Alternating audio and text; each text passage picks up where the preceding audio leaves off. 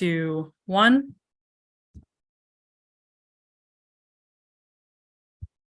Hello, everybody. Welcome. Today, we're going to have this wonderful panel, Trading and Cultural Gateways Across the Water, the Ports of the Black Sea. And we have three wonderful guests. I'm going to hand it over to Kelly O'Neill, who will introduce them. But before we do that, I would just like to say a few words about the sponsorship of this panel.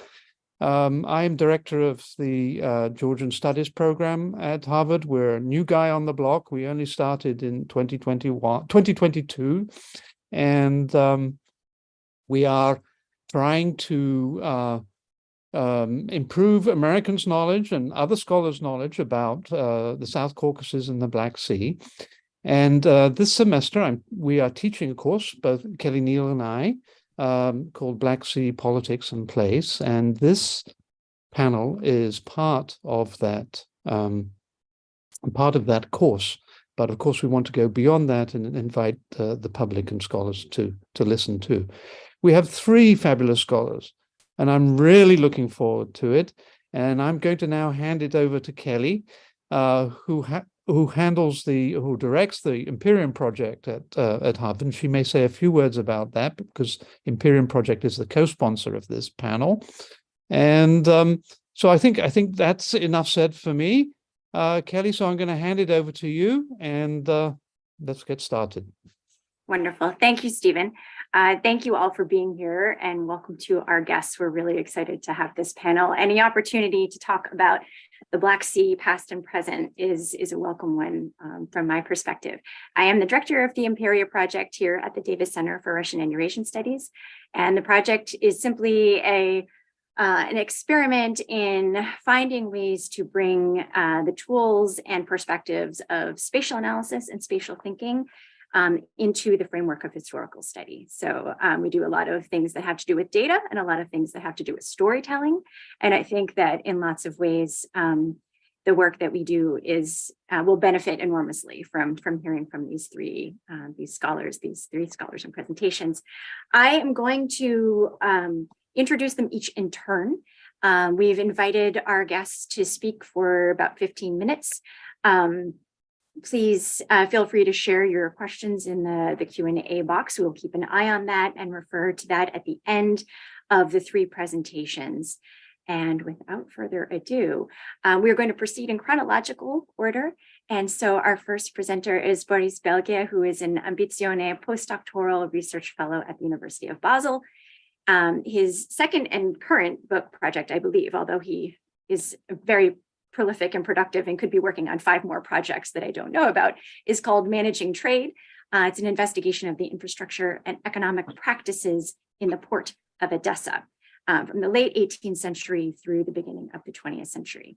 He's the author of The Sound of Soviet Modernity and a whole host of really interesting articles and publications that have increasingly brought his formidable attention to the history of the Black Sea. So welcome, Boris. The floor is yours. Thank you, Kelly. Thank you, Stephen. Thank you all for having me. It's a real pleasure to talk about a place that is very dear to me, both Odessa and the Black Sea.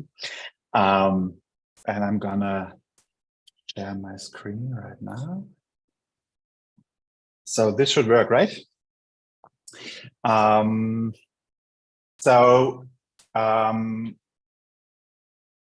usually start my talks on Odessa with this beautiful lithography on the port city of Odessa.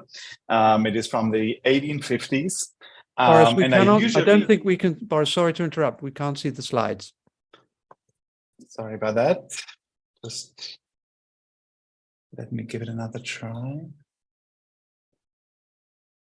Yep. Now it should work, right? Beautiful. Yep. Yes, thank you. That should be better. Great. So I usually start with this beautiful lithography, and I just dig into it because there is so much to look at and to see. But what I now want to draw your attention to is the title, which says in German, Die russische See- und Handelsstadt Odessa, the Russian city and port city Odessa. And this title obviously is a problem referring to a major a major problem with Odessa if it comes with one or two S. So that is the riddle of the two S's, as I would refer to it.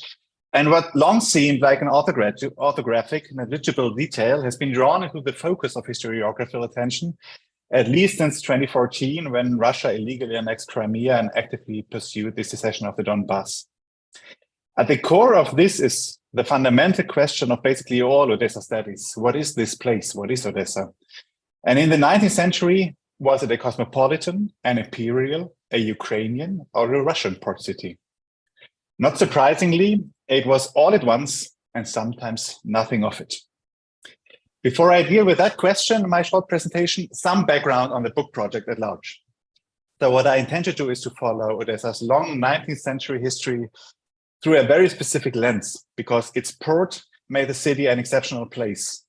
It was one of the most efficient transshipment points in the Black Sea region, outpacing most of its Russian rivals, such as Nikolaev, Sevastopol, and Taganrog. Over a very brief period, Odessa advanced to become a major hub in the global trade network of the time. And as a transshipment point, the port of Odessa was many things, but to me, three particular points stand out. So the port of Odessa was a site of intersection between the state and the economy, between private and public economic spheres. I view the port as a hub of supra-regional and international trade, involving business and individual entrepreneurs, and simultaneously object of state-led social and economic planning. B, Odessa was a node in complex structures of transportation, encompassing and linking divergent modes, sea and land, and techniques, that is shipping, railroads, and roads of transport. Changes in one facet of this overall structure, such as the emergence of new developments or technologies, one contemporary example being the steam engine in the middle of the 19th century, represent a general challenge to this node. And C, Odessa as a transshipment point features specific technologies and structures, such as lifts, grabs, monorails, cable trails, cranes, magazine stores, and conveyor belts, all technical aids whose task is to get things moving. And all these technological structures arrange people and goods in space, set them in motion, or fix them at specific locations. So from this very technical point of view, what I want to do in the book is I will take the reader on a walk around the port of Odessa. Each chapter will deal with a specific section of the port. After describing this part in detail and analyzing how it worked, I will connect it to broader historical questions. For example, chapter 1 about the quarantine harbor deals with international sea trade and preventing pandemics. At this very moment, you caught me sitting at the desk writing chapter 2, which basically deals with the question of who got things done concerning the port. It's about power and power structures. So in the following 10 minutes, I will delve shortly into three problems of Odessa's port history that highlight different aspects of approaching Black Sea history from the perspective of port history. I want to first give you a very short insight into my present writing by telling the story of Mikhail Vorontsov, probably Odessa's most prominent governor general.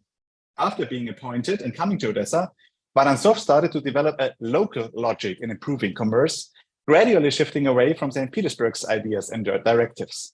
I will then address the problem of connecting the seaport to its hinterland by following the grain from being harvested to being sold. And lastly, I will turn to my introductory question about Odessa being imperial, Russian, or Ukrainian. And I will try to find an answer to that. And I want to convince you that Odessa was always more than a Russian city, but a historical mesoregion of its own, decisively shaped by being merged into the Russian imperial framework. So this brings me to Mikhail Vorontsov. And this could be the story of a man in the upper echelon of Russia's state, deciding the fate of one of its most vital regions, that is the general governorate of New Russia and Bessarabia. However, while thinking about Vorontsov's place in Odessa's history, I came to the conclusion that this might be yet another story. It is about how a specific place and its people, you might call it southern Ukraine, back then it was also known as New Russia, shaped an imperial actor like Vorontsov. He came to Odessa being appointed by the Tsar with an imperial agenda to develop an agricultural boom region and a bustling export hub. However, during his tenure, Vorontsov essentially blended in taking advice from locals and ultimately contributing himself to what might be called a local identity of Odessa. And I intend to trace this story by focusing on the professional relationship between Vorontsov and his secretary, that is Alexei Lyovshin, who became one of Odessa's most important city heads later. So on May 19, 1823, Alexander I appointed a new governor for his general governorate of New Russia and Bessarabia. The new incumbent was not unknown to the Tsar. His surname, Vorontsov, identified him as a member of one of Russia's leading noble houses. Vorontsov had spent his childhood and youth in London. He gained prestige and experience on the battlefield of the Napoleonic Wars. As commander of the Russian occupation army in post-Napoleonic France, Vorontsov had earned his spurs as a military leader and imperial administrator. Decorated with the Order of St. Vladimir, first class, Vorontsov informed the emperor in 1822 that he wanted to leave the military service and join civil service. This governor general of New Russia and Bessarabia turned out to be one of the places where the residing governor general was in charge, and with great success. Under Vorontsov's auspices, commerce and trade in Odessa flourished on an unprecedented scale. One of the reasons for this success was Vorontsov's curiosity in the local situation and port renovation projects all over the world. And it was Vorontsov's secretary and later Odessa's gradunachalnik who provided him with in-depth knowledge in both spheres. And that was Alexei Lyovshin, who in the first decades of his lives, his career stations made him a perfect fit for the job as gradunachalnik, as city head. Many officials in the Russian bureaucracy shared their higher education or from formative years of service in Petersburg or Moscow. This attachment to the imperial center made them valuable assets for executing the will of the Tsar across the empire. Lyovshin had a different biography. He went to Kharkov, today's Kharkiv, graduating in 1818. Already in 1816, he published a book titled Letters from Little Russia. This first book indicated his lifelong immersion into the political, social, and cultural past and present of what is today Ukraine. Remarkably, Lyovshin emphasized the potential of Ukrainian as a language of literature and science and observed growing tensions between Rusyns and Russians. His intimate knowledge of the southern periphery made him a viable candidate for Mikhail Vorontsov, who was searching for a secretary at his new post as governor general. Lyovshin served as secretary to the governor until 1826. One of Vorontsov's first talks was to ensure that the port of Odessa would benefit from its newly acquired status as Porto Franco, as a free port. So he sent his secretary, Lyovshin, on a tour to Europe's most important ports to gain knowledge and experience about how Odessa's competitors manage their trade hubs. And this resulted in a couple of letters that are a great source, I guess. And in a letter from May 30, 1828, Lyovshin confronted the governor general with his findings and presented the nucleus of what he thought of as the perfect road to Russia's economic well-being. After Marseille, Lyovshin visited Toulon and Nice before turning an eye on Genoa.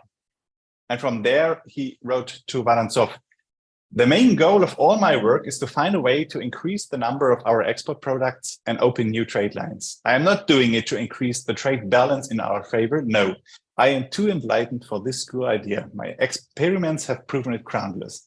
The goal of my desires and dreams is to increase and spread trade, involve more people directly or indirectly in trade, and invent new methods to make our industry more lively." It is impossible not to thrive in Genoa. Here, there is no differentiation of merchants into classes, no patterns for trade. Everyone does what he or she wants and pays nothing for it.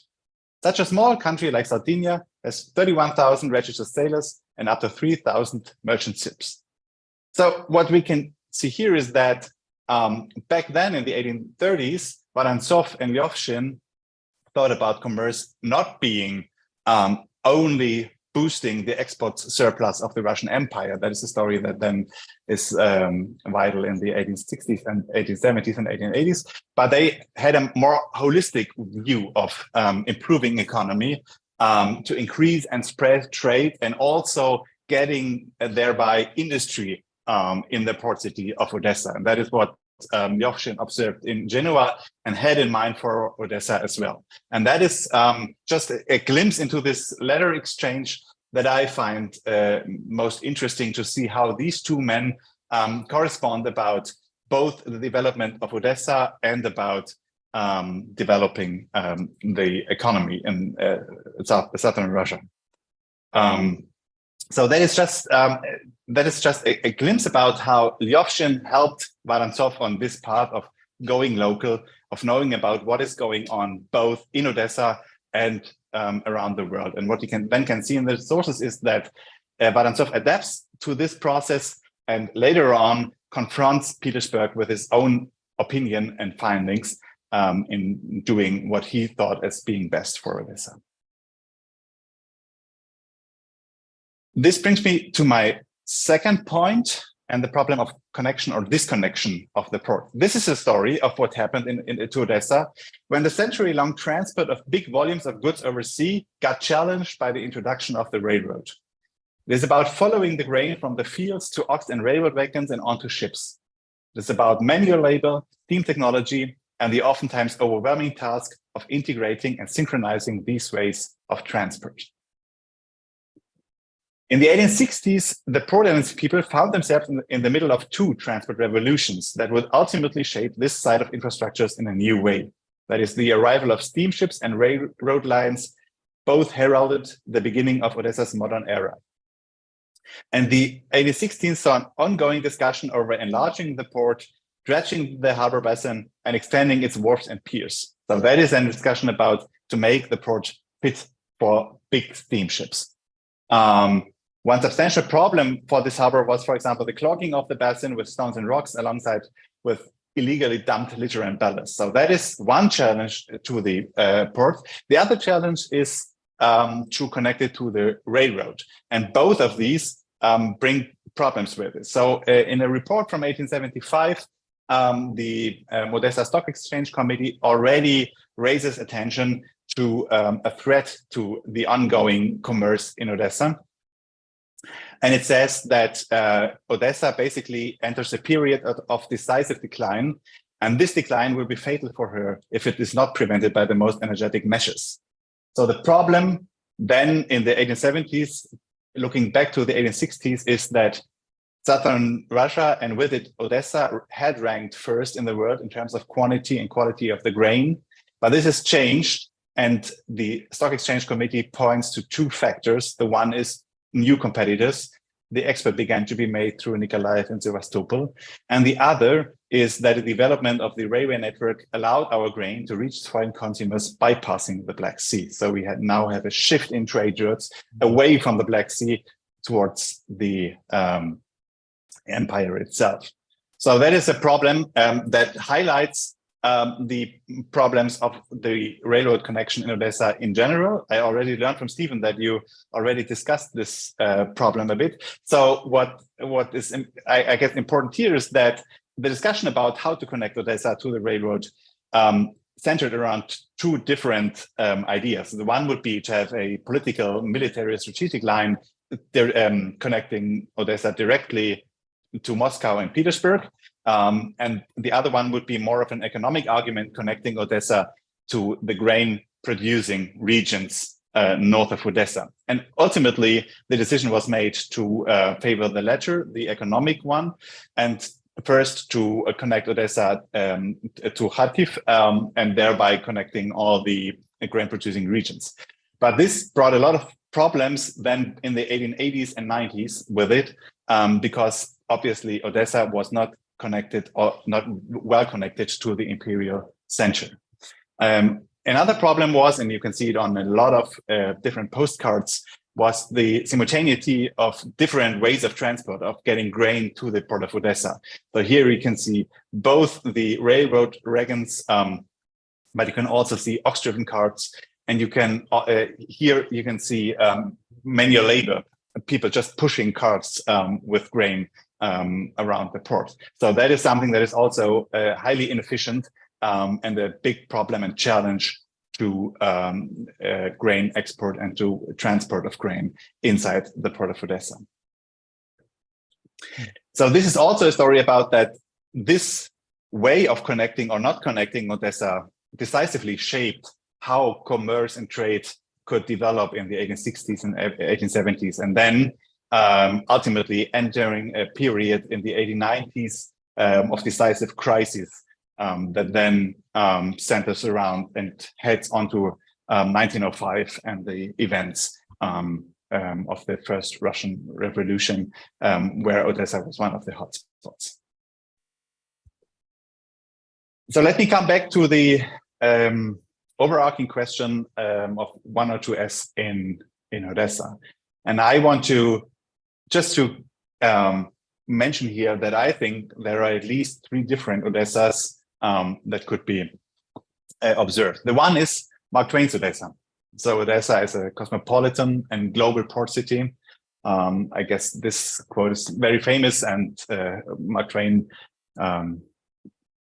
ultimately thinking, having been in America instead of Russia, is just highlighting this feature of Odessa being a global port city and having features that you can observe in other port cities as well.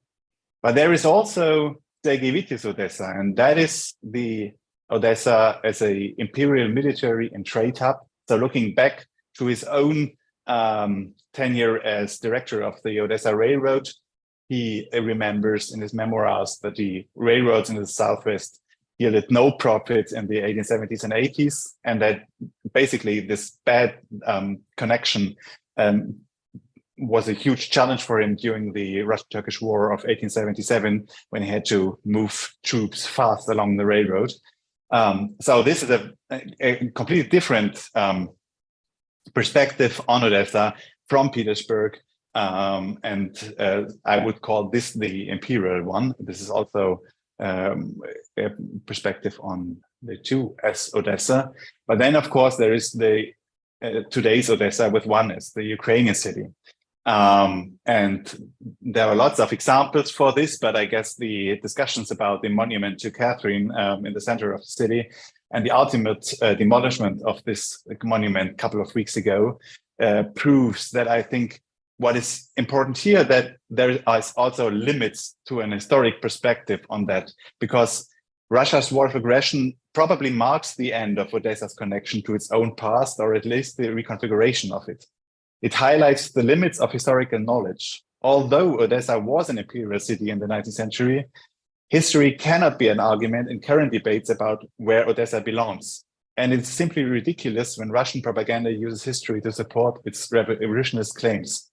History, to an extent, does not matter when a vast majority of Odessans views themselves as being Ukrainian and cuts the liberty ties to Russia. And the discussion about this monument just highlights this. However, I think our jobs as historians is still to look deeper at the path dependencies that still continue to shape Odessa's fate and also the port's fate. I'm coming from the 19th century because these path dependencies, being rooted in the Russian imperial system of the 19th century, continue to have a large impact on what is happening today in Odessa. So I guess that is where a historian is able to tell something vital. But we should not, stress this too much. And I think it is very important to now acknowledge and underline Odessa being a Ukrainian city with 1S. Thank you very much for your attention. Looking forward to the discussion. Thank you so much. One of the wonderful things about this panel is that we are able to bring in kind of cross-disciplinary boundaries. So in addition to moving southward from Odessa along the coast, down toward the mouth of the Danube River, we are moving from the perspective of a historian to the perspective of Igor Eckstein, which is the perspective of an architect, curator, and historian of the built environment. So we're bringing in kind of a slightly different disciplinary perspective. So Igor has his PhD in architecture, landscape architecture, and urban planning from Harvard.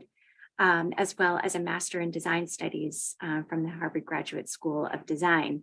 His major work so far, if you'll allow me to say, has been about the Danube and the planning of nature. This is subject of his dissertation. And the talk that he's going to give us today, I think, draws on that work and brings us into the space of a very particular site along the mouth of the Danube and its intersection with the Black Sea. So Igor, the floor is yours. Thank you, Kelly. Thank you for this kind introduction. Right, my dissertation work is based on the Danube. So it and this Sulina, the port and the town that I'm going to talk about is this, as I said, an interface between the Danube basin and the whole Black Sea. So there is this immense, I think, importance of this particular tiny point on the coast that I'll try to sort of present and explain in the next 15 or so minutes. As Kelly mentioned, I come from the history of built environments, and my dissertation is focused on this planning of nature idea, or the idea of how various imaginers of nature have contributed to the spatial planning. And Sulina was one of my first chapter, actually one of the case studies that I investigated in dissertation. So I'm going to share the screen now, hopefully successfully.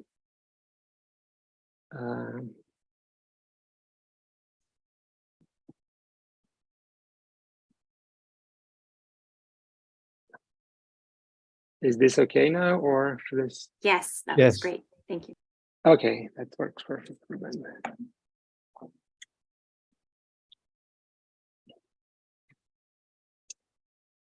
So I'm just going to dive in.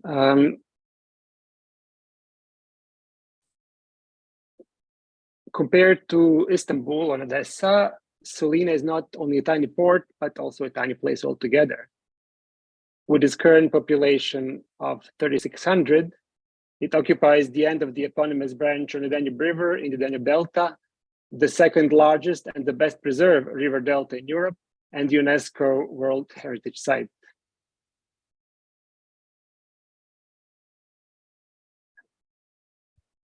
The town is today mostly known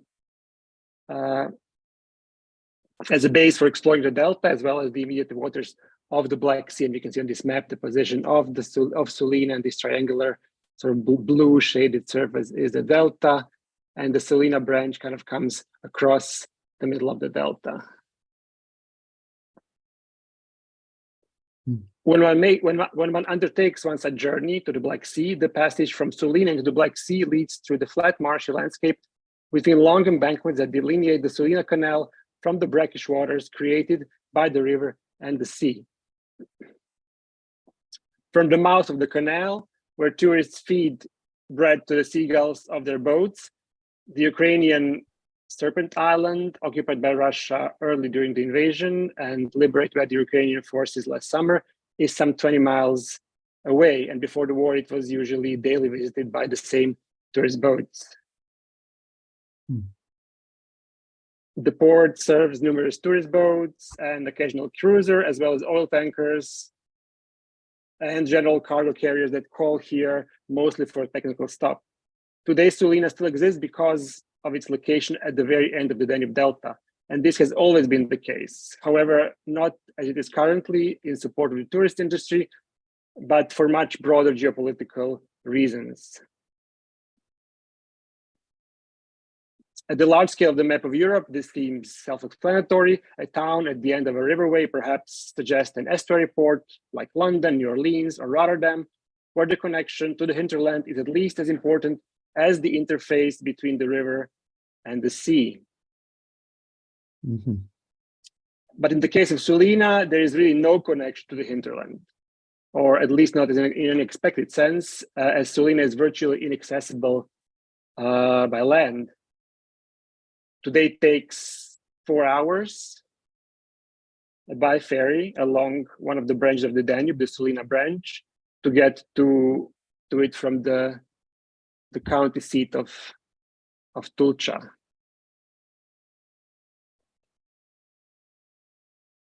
In a way, the port's importance has always depended on its natural setting. on particular local geography and hydrology and these conditions that can dictate the setting and the development of the city.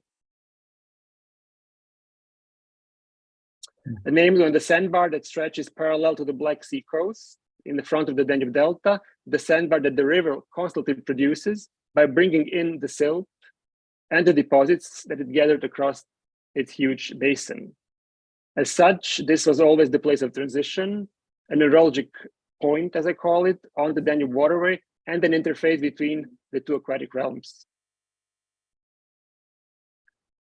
In the 1880s, the English journalist William B.D. Kingston would succinctly describe this, I quote, "Sulina impressed me as being at the end of the world, a little further eastward, and surely we should tumble over the edge into space," end of quote.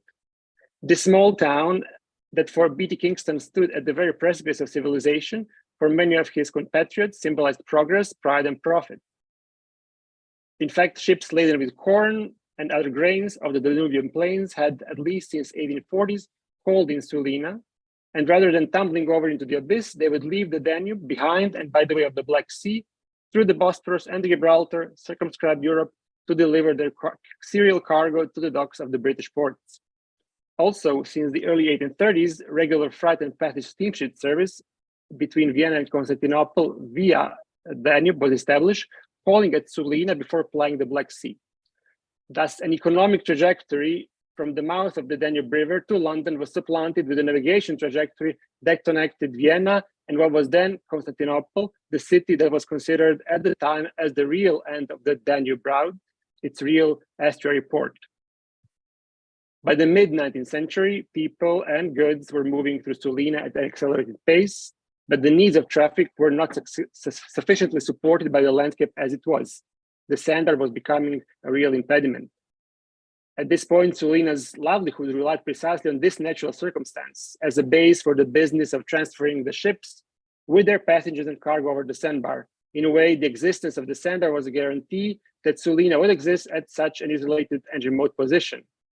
For the Western interest in free trade and navigation, this was a costly and annoying hassle, and even a local blockade at this natural barrier could have a disproportionate effect not only on the flow of the river, but also on the economic, hydrological, and even ecological relations between the Black Sea and the broader Danube basin.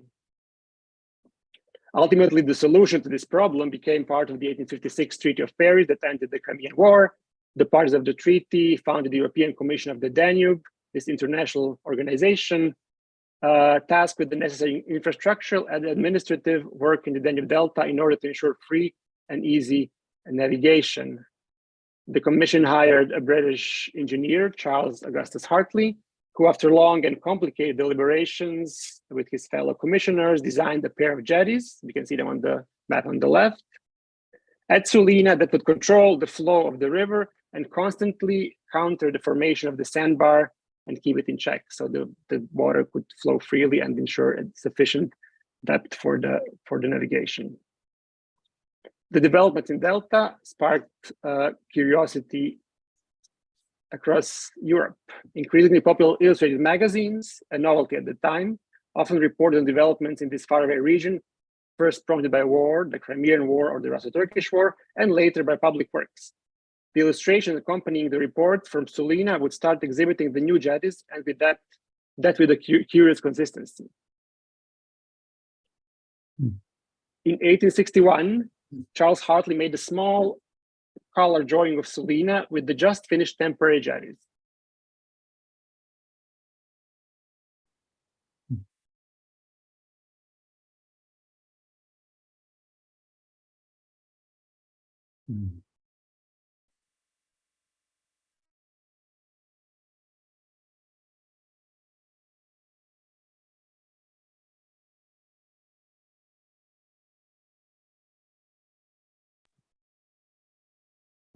We'll pause just for a moment. I think we're having a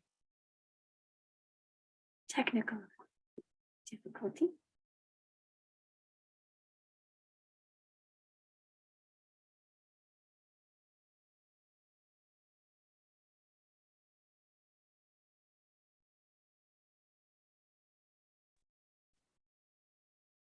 I presume I got disconnected, right? You did. I'm so You're glad you back. came back.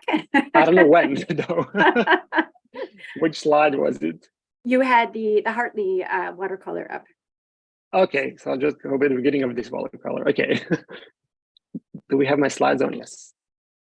So in 1861, Charles Hartley made a small color drawing of Sulina with the just finished temporary jetties.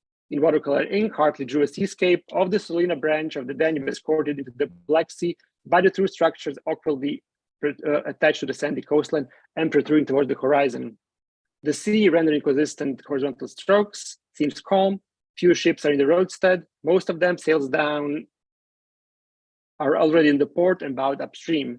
The town on a lazy grid lazily sprawls toward the river on a swampy ground. The view seems to be from an elevated viewpoint. Hugo, we can't see the slides. I'm sorry to interrupt. Oh. Okay, I'm sorry.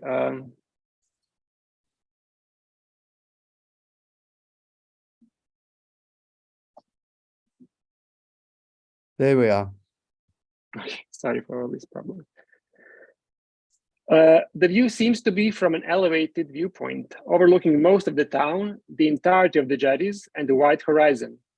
But in the entire Danube Delta, there was no such elevation. Although physically present in Sulina through much of the construction, Hartley chose to construct a perspective as if seen from a high, physically non-existent viewpoint, tenfold the height of the Sulina lighthouse, rather than to paint en plein air. But he would not fully commit to the fantasy. The striations of the terrain in the lower third of the picture suggest a rising landform, as if to imply the existence of a natural hilltop. A group of people, brightly dressed a la Turk, pop out in the foreground, as if observing the depicted scene, adding to the narrative of the situated view. The Illustrated London News from 1861 reported on the, quote, completion of the works at the Sulina mouth of the Danube. To illustrate it, it seems that Hartley's drawing was transformed into an engraving. The reproduction was modified to show off a busy port that welcomes ships from the open sea threatened by ominous clouds. The scene, taking an entire broadsheet page and accurately captioned as a bird's eye view, seems more dramatic. This is also somewhat due to the medium, as the etching prepared for printing required a simple and highly contrasted black and white representations of otherwise softly colored scene. Not only does the contrast help to increase the overall dramatic effect, but there's also a noticeable exaggeration in the depiction of the character of the cloudy sky. In his drawing, Hartley slowly transitions from the pale azure northern sky of the upper left corner to a deeper grayish blue that almost merges with the seascape over the horizon. In the etched iteration, this becomes a dramatic buildup from a slightly worrying stratus laced far over the horizon to an ominous cumulonimbus looming over the river mouth.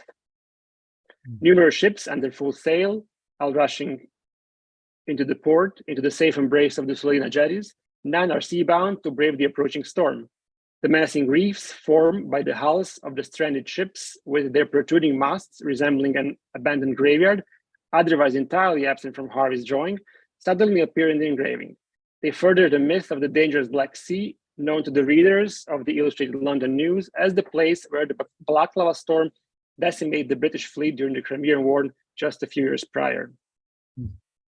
The Sulina Mosque, whose minaret was a prominent feature of the town's otherwise dull skyline, was already left out of the Hartley's drawing. Now the town was rid of all other oriental features, such as the group of persons earlier observing the scene from the foreground. Some of Hartley's imprecisions, such as the awkwardly curving jetties, were made slightly more convincing.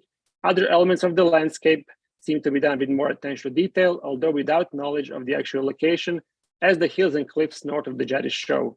The rendering of the riverbank was executed more convincingly, even though less linear, rendering the area in a more amphibian tone.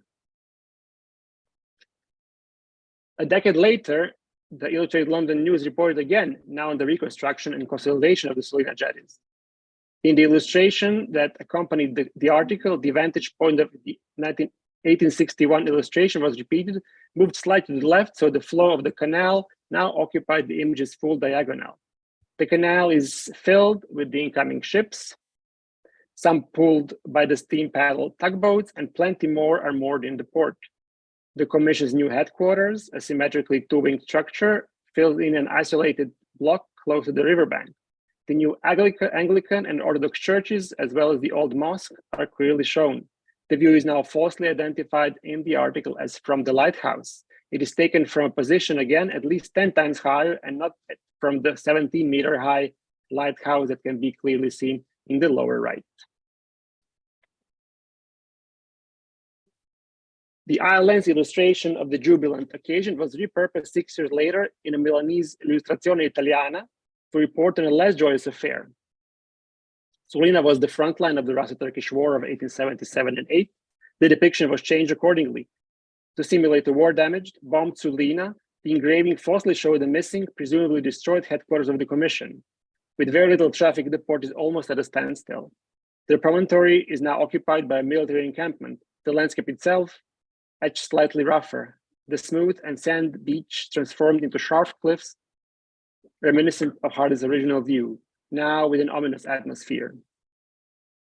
By the late 70s, the view of the two prongs at the Sulina mouth became a motif familiar to public across Europe. It would stand, always tweaked, modified, adjusted, to represent the feat of engineering, a diversity of nature, or to stage a war, turning a Danube Delta into a place that now produced knowledge, changing it from a neuralgic spot into a reference point between the Danube and the Black Sea. As the center of the Commission's operations, Sulina was transformed into a lovely town whose inhabitants were employed by the Commission or in related industries. The town became unusually diverse for its location and size. A lively community whose population, to quote B.T. Kingston once again, quote, may be backed for heterogeneous against that of any other town of its size in Europe, being composed of Little Russians, Lipovans, Turks, Greeks, Germans, Italians, Dalmatians, Bulgarians, Romans, English, and Jews, end of quote. The Commission's impact on Sulina was significant. It built its headquarters, warehouses, and lighthouses, as well as the workshop necessary for construction and maintenance of the canal and port infrastructure, and also be the hospital and the quarantine. This period of Sulina's cosmopolitanism lasted until the Commission was disbanded by the National Socialist regime in 1938. Nazis had different plans for the region in which the distinction between the Danube River and the Black Sea was to disappear. In their plans for the upgrading of the Danube River into a maritime waterway, a long inlet of the Black Sea that would lead all the way to Vienna. In these never realized plans, Vienna would then become the Danube's estuary port and its gates to the Southeast Europe and the Middle East.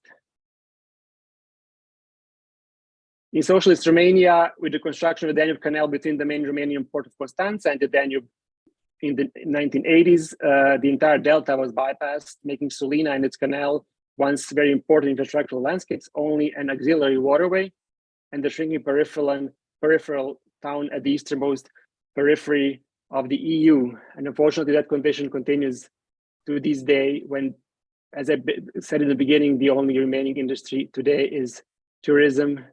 So just to conclude, I'm offering these couple of atmospheric images of the place today. Thank you. Interesting. Thank you so much, Igor. So we will continue in our southward direction, I guess, following the major current, right? The counterclockwise current of the Black Sea down to Istanbul. And we have to tell us about this probably most famous port of the Black Sea region. We have Gökçen Erkivic, who is an architect, cartographer, and video maker. Her works use mapping and video art and cartographic history to investigate new methods of research and urban studies. So as you can see, this is kind of this swing, disciplinary swing, as well as the geographic swing along the coast. And we're very excited to hear what she will be telling us about Istanbul. Gökçen, the floor is yours. Thank you, Kelly. Thank you for this panel, and it's amazing to see all the networks of port facilities in and around Black Sea. So let me start by sharing my screen. And as you said, yes, I look at space through maps. So I have a bunch of images that I want to show you today. And most of the disciplinary perspective that I have is through the manipulation, the anthropogenic manipulation of urban geography. In particular, I look at the coastlines in and around Istanbul, and the shaping and manipulation of these coastlines through port facilities in the past 100 years. So my presentation will give a very brief introduction to how we can understand the spatial frameworks within of the ports within this long process of urbanization of Istanbul in its urbanization process. And I will also quickly dip into the current natural and infrastructural vulnerabilities of the region, which are rooting from the rather recent regime's approach towards infrastructuration by building new highways, new canals, new ports, and basically dwelling on the whole national economic system on this construction economy within Turkey.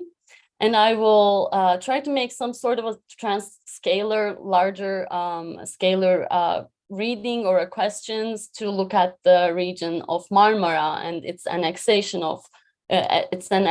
with Istanbul within a larger framework of Black Sea itself. So as everyone is more familiar with this image, Istanbul is more like this mouth of the rest of the Black Sea, and Marmara and Istanbul, I will use them by replacing each other because like they have a very strong connection in terms of their urban operationality in the current let's say picture.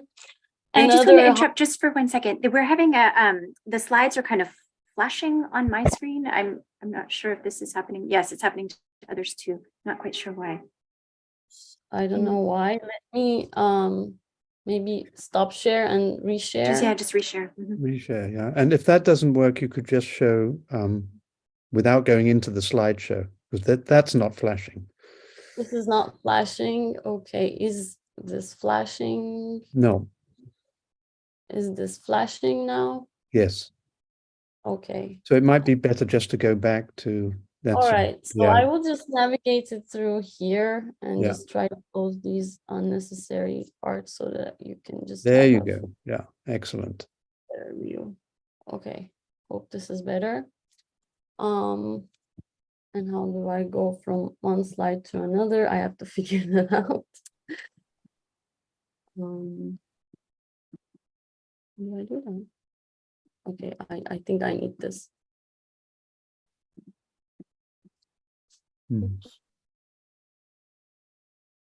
I will need my navigator. Sorry about this. Yeah. Okay. Yeah. Having that said, I wanna also underline the like this is actually a current view of Black Sea from the northern part of Istanbul, and we are overlooking the landfill project, which has been caused by the construction of the third international airport that has been built in 2016. And with that, there is another project that is on table that like occupies the public debate in and around Istanbul's environment, which is the new canal project that Erdogan basically announced a little bit more than 10 years ago, and which is basically about doubling what the function of what the Bosphorus, the Strait, does in the eastern side of the city. So we are also looking at one of the port projects, future port project, which is not realized yet, which we all hope that is not going to get realized, but which is going to be destined to become a new port area within the northern expansion of Istanbul and its macro form. Having that said, we are at the very center of the city. We are looking at the Golden Horn from the old shipyards. This is why the reason that we need to have a transcalar relationship between the very center of the city and the periphery of the city. The stories are more or less similar. So that's why I'm looking at this, let's say, construction hype with a more focus in my studies.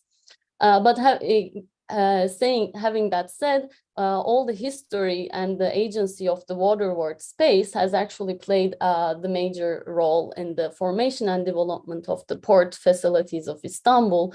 In here, you also are familiar that Istanbul has this natural port, the estuary itself, which is geographically given to the genetics of the city. And we have the strait, and the historical peninsula that you see is acting as a giant, let's say, breakwater to protect this internal port from the southwestern winds that come from all the way from Marmara Sea and go upwards to Black Sea. So if you would just like be able to be in Istanbul, go on top of this new TV tower that was constructed again by Erdogan in 5-6 years ago, if you would just be able to turn your head towards north, you would start to see the rest of the Bosphorus, and we have like Bosphorus is connecting the two sides through 3 bridges at the moment. The first bridge, then the second bridge, and the third bridge again recently constructed. And the city is actually going towards this ecological corridor. It's growing towards north in a way, and it has its tensions and urbanization tensions towards north. And if you would see the southward perspective, you would see the Princess Islands and the Marmara Sea. And basically, Istanbul's macroform is very difficult to comprehend by a human sight. So you have to look at maps and charts, and be very much transcalar because of the mega scale of its urban geography. So basically talking, I've showed you these 3 let's say bridges, that bridge, the 2 sides, and we have the Golden Horn here, and the rest I think you're all familiar with the rest of it. But given having talking about the urbanization history, Istanbul's the attention towards Istanbul's waterward space, the history of the port has been less cited and less talked about, as opposed to the terrestrial growth of the urban macroform and its expansion. So in order to be able to understand the scalar performativity of the port, it would be nice to lay out how the port actually works. So this is actually a late 19th century map of the port that shows that was basically produced for preventing accidents within the mouth, the entrance of the port, because of the counter currents and whirlpools that are on the water surface. And basically, currently, if you would just go and see the tankers passing the strait, you would find the similar maritime traffic rules that regulate the whole, let's say, passageway through these lines. And the port, inner port, is laid out in the most historical part of the city within Golden Horn. It's a place where the fresh waters and the salty waters come together, so they have a special density of water that makes port facilities and shipyards and stuff like that be located and be operated very much easily. And this is the reason that the region, like Istanbul, has been developed so much, because within the Marmara region, there is no other natural port as large as this. So the Galata port is at the very mouth of this natural port, and it's considered to be a rather modern intervention that has been constructed starting from the late 19th century. And the very first modernization moves have been on the Galata port and the Sirkeci port and their construction of their concrete quays in history. On the other side of the Anatolian side, as Istanbulites call it, we have Haydarpaşa port, which is actually a leap towards the Anatolia, and it is the last stopping point of the rest of the Anatolian railway systems, and it has it's a node that connects the railway system to the port facilities, and that is later to become the first container terminal of the city. So, I will run into a small problem because I'm not playing this because I have some layers here. Anyway, I will just try to scroll around and I hope you will be able to see everything. So if you would be able to see the port in the very beginning of the century. You would find such pictures that like the surface of the water was also organized as part of the port facilities as a warehouse by the barges and their islands that surfaced in and around this natural port.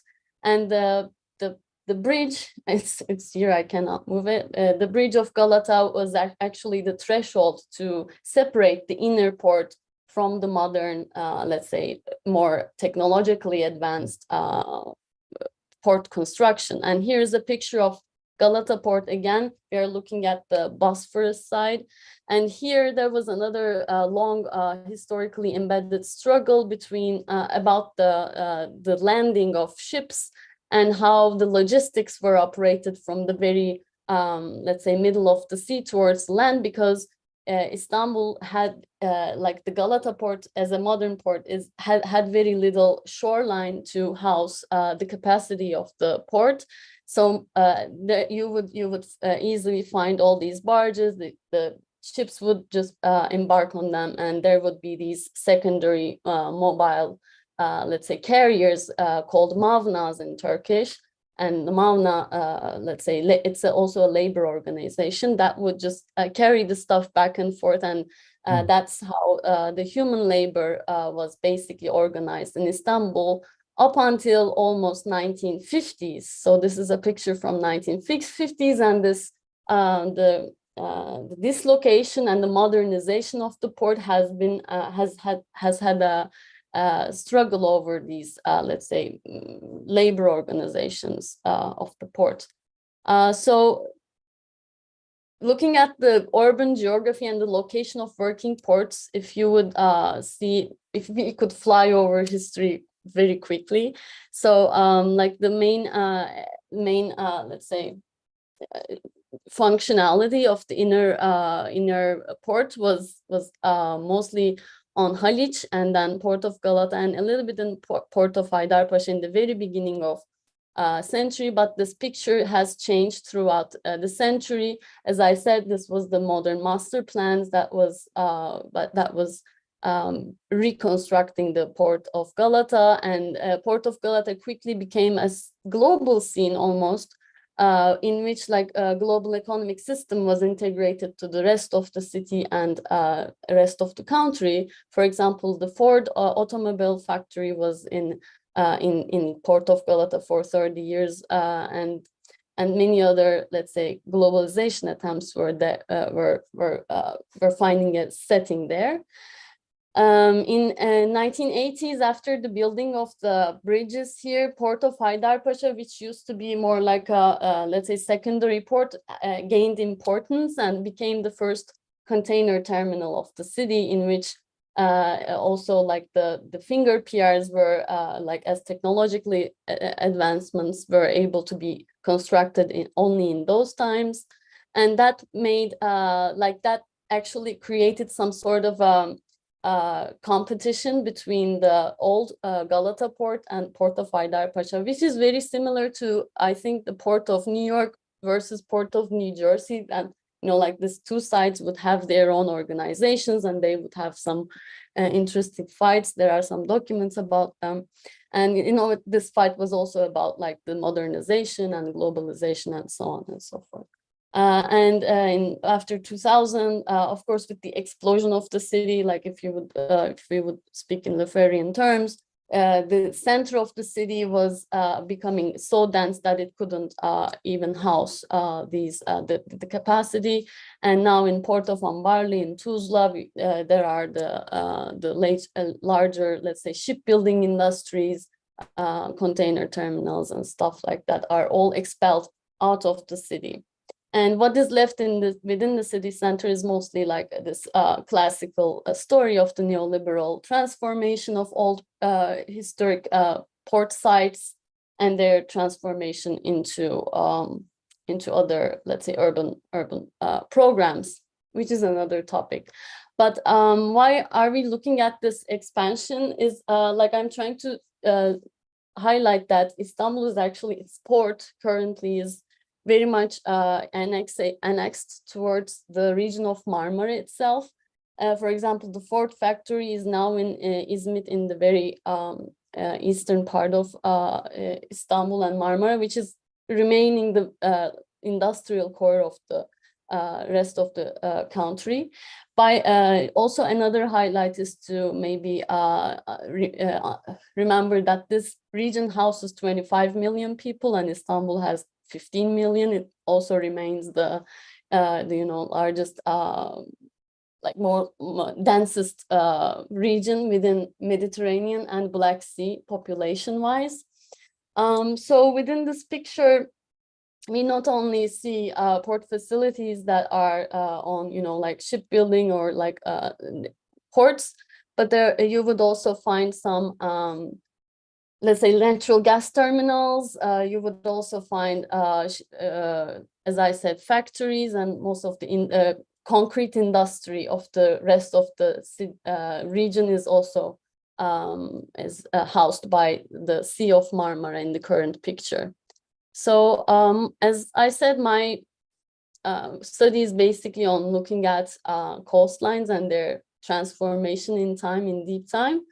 So I'm not gonna go into the details, but if you could zoom into the port of Galata and its port landscapes transformation, you would see such a let's say coastline deformation, and you would find another let's say dereliction, or let's say defunctionalization of Port of Haydarpaşa in such a quick way. Another important player at the coastal landscape of Istanbul is landfills.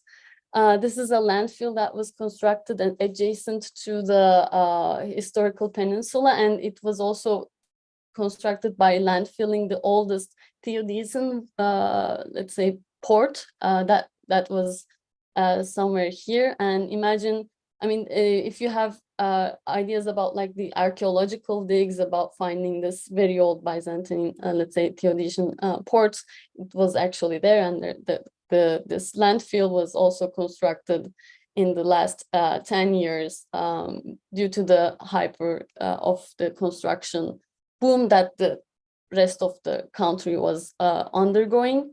So some of my works actually uses videos and aerial photographs, maps, and all sorts of image evidences to overlook at these, let's say, deformation and shaping of the coastlines. And some of the coastlines are actually lost. But this highlights another, let's say, natural vulnerability of the region, which is based on the hydrological cycles in and around Istanbul, a map that shows the environments of water supply, aqueducts, water reservoirs, and waterways. Shows like how the fresh waters are actually have been circulating in and around the city.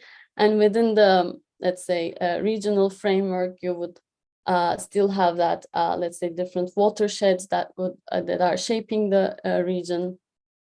And within that, let's say, background, I wanna briefly talk a little bit about whatever is going on within the region by connecting all these new ports and their construction.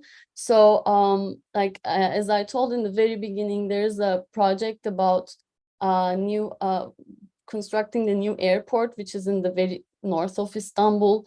And with that, actually, it is connected with the third highway and third bridge connection that has been constructed at the northernmost place. This is related to the Black Sea in a territorial scale. That's why I'm highlighting these things.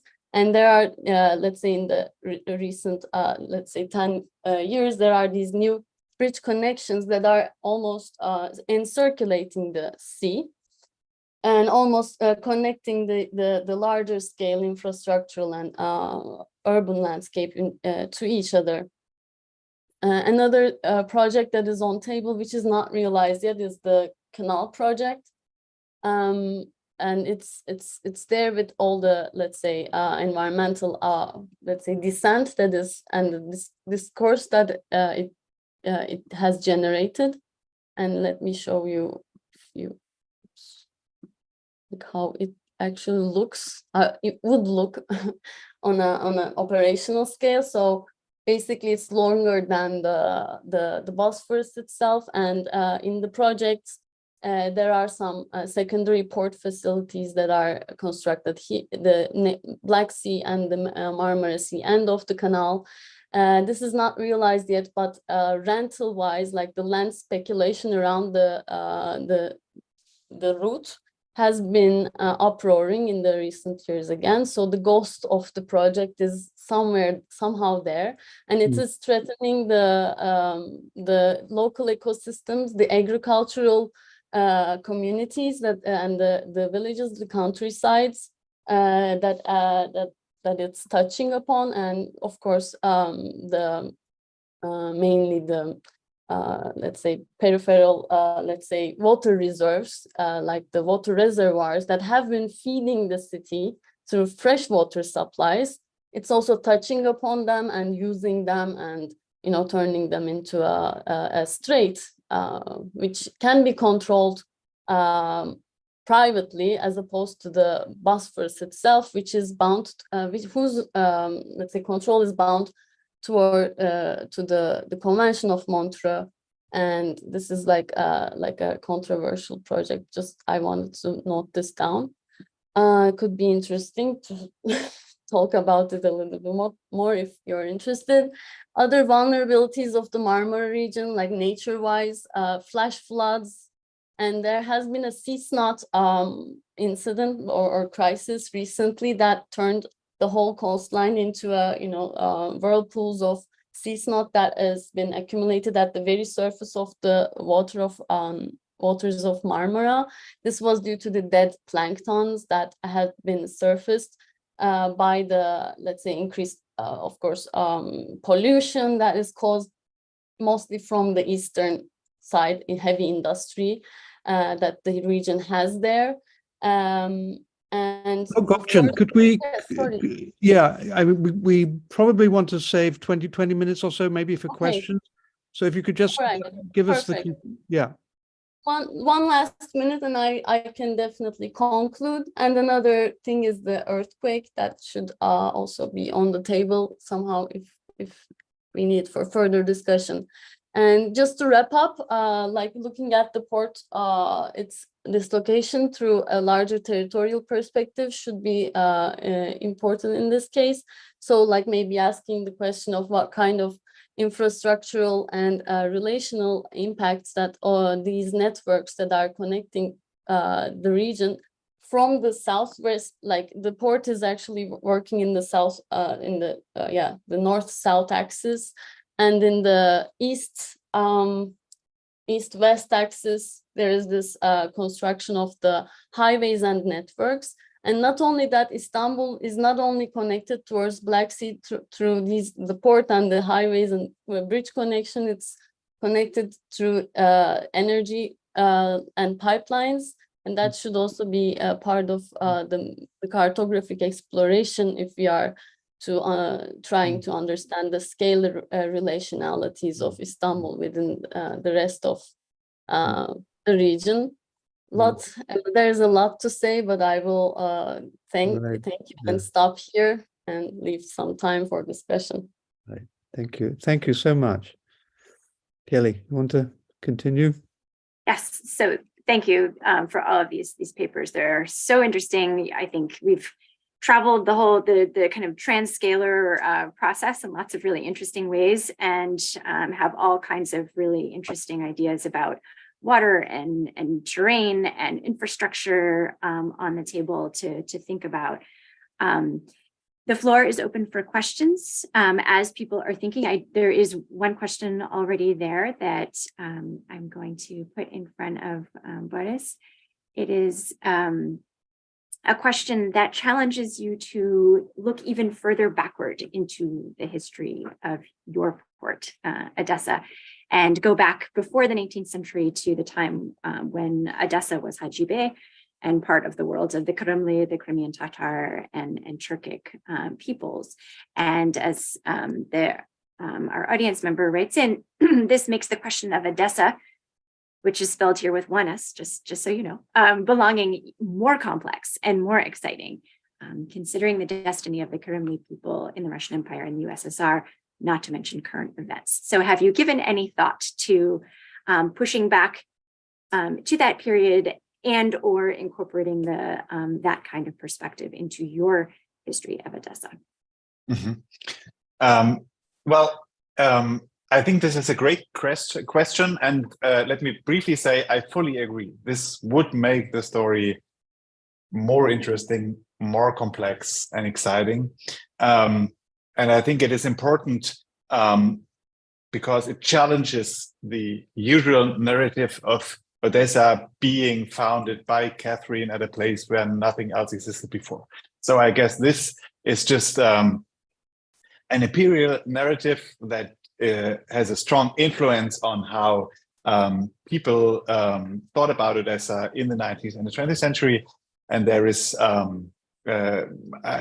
fully support to challenge this notion, looking back at the history of this place, and you can trace that back right into the 14th century, I guess, or the 15th century. So there is a history of Odessa before Odessa. For my book, actually, there is a bit of a problem in that, because basically the book and also this history of this particular port basically fits into another narrative, and that is the 19th century being a European century at large. And so these connections are more connected towards basically port construction in Odessa, being part of what is then called the first wave of globalization in the 19th century. So, for example, I was very happy to hear from Igor about Charles Hartley, because he is also one of the heroes of my story as well, because after becoming the father of the Danube, that is, I guess, a title he owns, he also was responsible for these port renovation works in the 1860s in Odessa. And before that, I think he was building on the Suez Canal. So that is a really important actor, which shows this focus I have about that port on the European and global story in the 19th century. And I have to admit that my own limitations come into here when thinking about going back, but still I think it is a very important and vital addition to Odessa's story to acknowledge and to stress that history of Odessa before Odessa. You know, one of the interesting things that all three of you touched on were concepts related to disconnection. Right, whether it was disconnection from the adjacent terrain or from land altogether. There were words tossed around such as defunction and dereliction, disconnection. I'm wondering if any of the three of you, or all three of you, would like to say something about whether or not you see the space of the Black Sea, or of your kind of the story that we're putting together through these stories of the port cities. Is it a story that is dominated by disconnection and by dereliction and displacement? Or is it one where you see connectivity in the end being the really mobilizing force? Yeah, just wondering if you wanted to invite a reflection on that idea.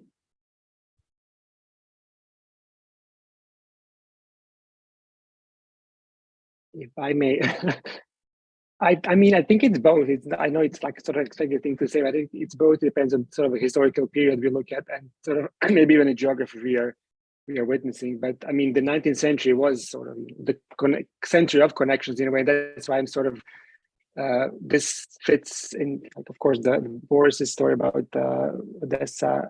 Yes, there are different stories about people who like Hartley was one of the, let's say, advocate of these connections. As a person, as an engineer, he not only advocated for these or work on the ports of Trieste, on Odessa, on Suez Canal, but he also, in terms of connection, was a very strong advocate of the so-called inland navigation, so inland irrigation or navigation, sorry, sort of basically innervating the entire continental masses of Europe, of other sort of continental spaces with waterways. So it was a strong theme in that period. That was sort of, I mean, that's reflecting, I think, all these projects all these presentations that we just saw. What another interesting thing about him is he was sort of opposed to these big infrastructural, what he called oceanic connections. He did work on the Suez Canal, but for him that was somehow an outlier, or he would rather invest, and he suggested people to invest their energies into this interior navigation, and basically sort of because he said we will run out of these huge projects of connectivity across the ocean, such as Panama Canal or the Suez project, or whatnot. But so basically he had this, I guess, agenda and sort of a more principle of operation that was founded on connectivity and providing connectivity even to these places that he saw are sort of in a disadvantaged position because they don't have access to water.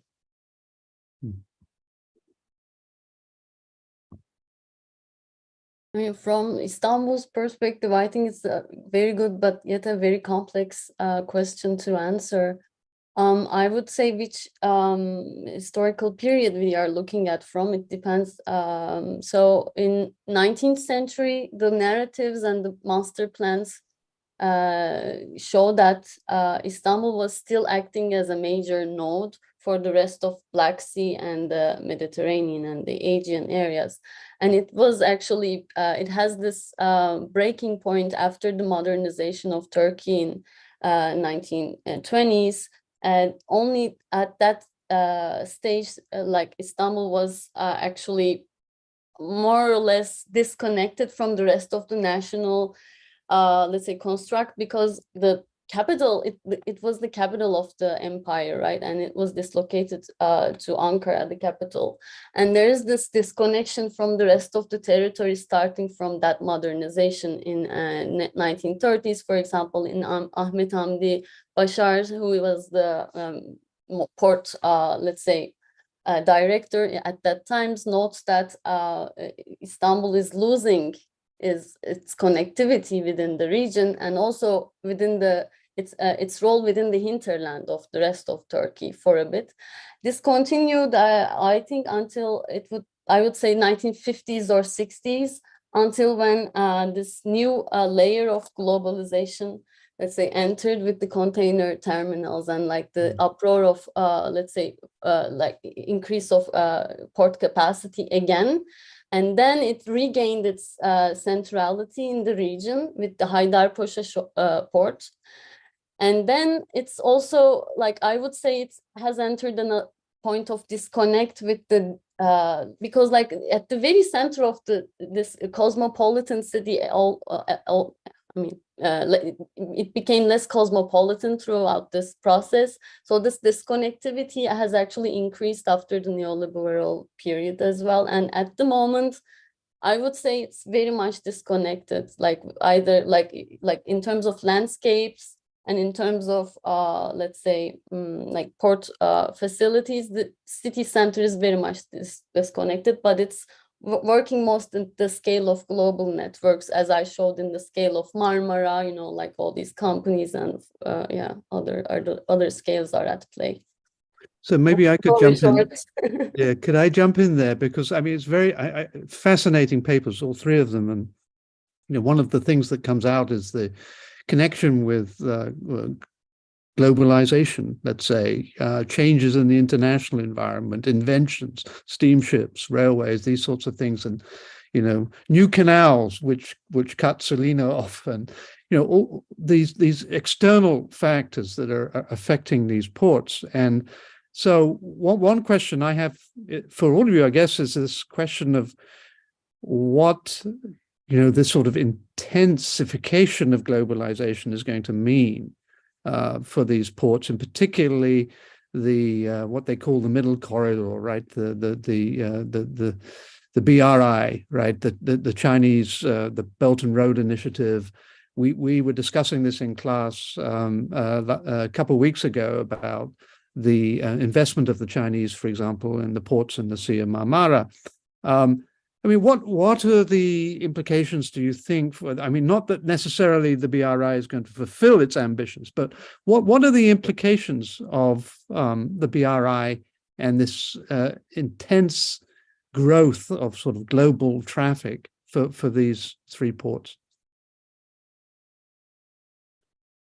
Boris, I guess, well, historically speaking, and one of the things I want to raise in the book is that globalization to ports, first and foremost, is a challenge, and ultimately a challenge to adapt, and which really pushes pressure onto decision makers to cope with that change in for example, global commerce. So that is my story about the 19th century, the speeding up basically of port construction in that sense. And then since Kelly also asked about this disconnection, I guess, well, Odessa is a very special place right now, given the war. And what I really found interesting about that is that Odessa somehow managed to stay kind of in the shadows in the last couple of years. And only after the grain embargo last year, we discovered how well Odessa was moving into the global network of grain trade, right? So that is something that is really standing out here, I guess. And to be frank, I don't have any imagination about how the future of Odessa in that sense looks like. But what is I guess really of importance to that is that what is meant as a movement of connection, that is globalization, and I'm not usually speaking here from the 19th century, always brings the risk of disconnection to trade infrastructures. That is my story here, I guess. Interesting. Gokchen, what about Istanbul? Because it does seem to be a place that the Chinese are seeking to make trade connections and through the ports and such. Yeah, I mean, Istanbul is critical. Everybody's trying to make that, you know, everybody has some interest in one way or another. In my presentation, I started to show some of the layers that we can follow, the physical, at least, implications of the, for example, One Belt, One Road project of China, which has actually manifested itself throughout the terrain of Turkey as this Black Sea corridor, the coastal Black Sea road project that was recently constructed again and very quickly constructed, which has like, as these large scale projects, I can answer the part from the environmental perspective. They have lots of environmental, let's say, hazards towards the urban landscape, plus the ecological corridors of the whole region, needless to say. But like in terms of the port, I think these mega projects such as the canal project that is on the table and the new bridge connections show that this project is manifesting itself very much physically, very much quickly than we presume. So I'm looking at the future with this similar obscurity, like Boris told. I cannot tell a single answer, but like all these, let's say, connections need to be, I think, reinvestigated, and perhaps your discussions might be following that from now on. But I can only show some maps about this at the moment.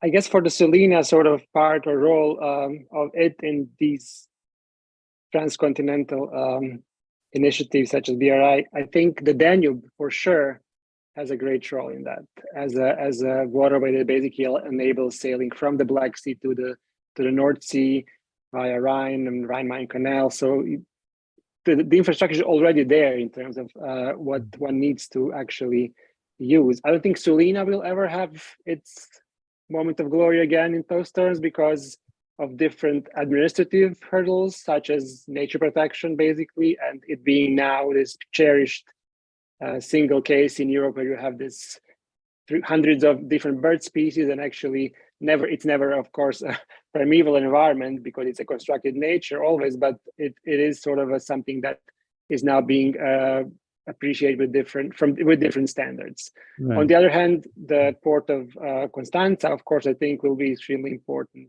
as basically Danube's actual contemporary sort of port and waterway into the place where it meets the Black Sea. So I think it's more about not that much about building concrete infrastructure, but also about these administrative, political sort of alignments and decisions that are going to be made around these who get access to what. Right. Yeah. So we have another question from the audience, and it is for Gökçen. Can you give an example when your use of maps helped you discover something significantly new or provoked a new research question? So this might be a nice invitation to talk, if there is a particular example, but also a little bit more about your method of using kind of cartographic material to make your arguments. Oh, I can talk like for another 3 hours. That's We'll have a whole nother event about that. That's fine. Yeah, I mean, the first thing first, like lines as cartographic agents play a crucial role, and the coastline and its manipulation. I started this whole story by juxtaposing, like it was a very architectural reflex. If anyone else is architecture, you would understand, like we start drawing space, we just look at the physical material spatial alteration.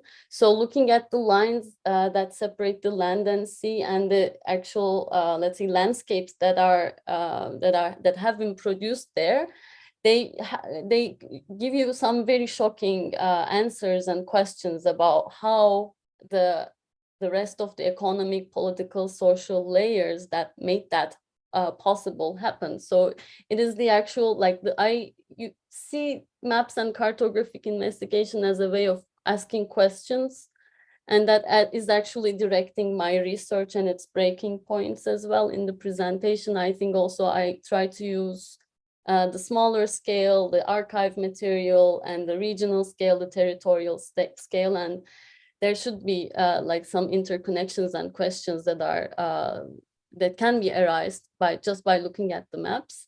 So yeah, one question was one question was that transscalar performativity of Istanbul and its port, and how it's actually impacting, and what kind of roles it's playing in the rest of Black Sea. So thank you for the question, though. Amazing.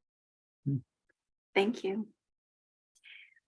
Stephen, do you have any last questions that you would like? We're right up at the end of our time, so it would take too long to answer. So yeah, but I just say I would like to say I'll leave the last words to Kelly, but very impressive 3 presentations, and I want to thank you all very much for providing these riches to us and to our audience, and good luck with the books and the research. We're looking forward to seeing the results very much. Kelly? Very much so. I just want to echo that, a deep debt of gratitude to all 3 of you. And I just love the fact that you were able to so successfully bring out the kind of material, the physical reality of these places, right? There were conveyor belts and jetties and landfills and, and container ships, all of these things that make economies function, enable economies to function and shape spaces in all kinds of ways. And it was wonderful to have you talking together with one another about the function of ports and meanings of ports. And so hopefully we'll come knocking on your virtual door another time. And meanwhile, thank you for being here, and thank you to the audience for being with us. This was a wonderful event. It was wonderful. Yeah.